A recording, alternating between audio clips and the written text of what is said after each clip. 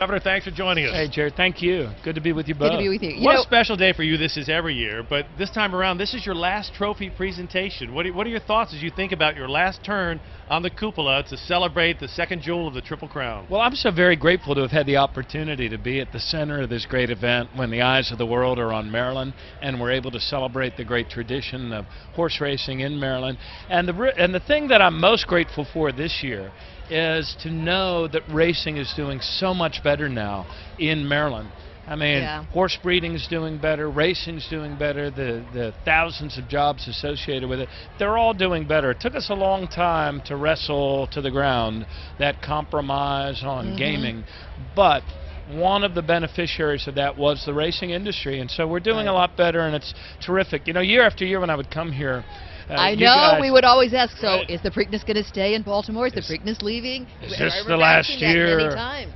And now this year, I think we all have reasons to feel a lot better about the future of racing, and that makes me feel very, very good. But do you feel at all sentimental about it, too?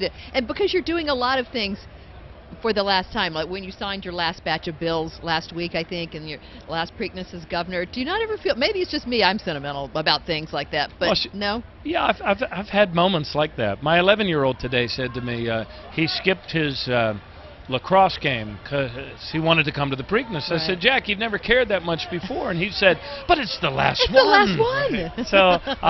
So the feeling is not so much sentimental, but just very, very grateful that Katie and I have had the opportunity to serve such a good people over these years. 8 years, a part of a tradition that goes back 139 years, and you touched on gaming, how that has evolved during your tenure as governor. As you see now, the casino opening up right in the shadow of M&T Bank Stadium, the track is thriving. Do you feel good about the direction of not only horse racing but gaming itself in the state of Maryland? Well, I feel good. The thing I feel best about is the direction of our entire state. I mean, that gaming issue had driven us apart for years and years, and one of the potential casualties of that failure to agree and to compromise could have been racing.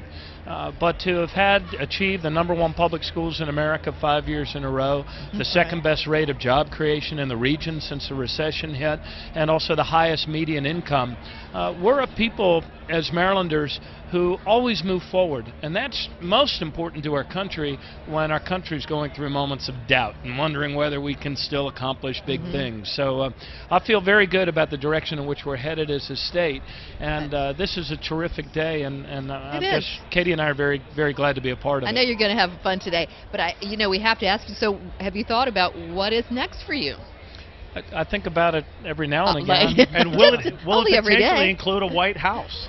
Well, you know what? I think that California Chrome is very exciting, and I think that Graham Motion's horse is another one that's going to attract a lot of vets. So. The sport is horse racing, but this man's a bullfighter, and he just stepped aside and raised the red flag. Well played, Governor. Hey, thanks a lot, guys. Thank you. And great being have with you. fun today. Enjoy your final moment beneath the cupola in the national spotlight. At your last Preakness. Hey, thanks a lot. Thank you.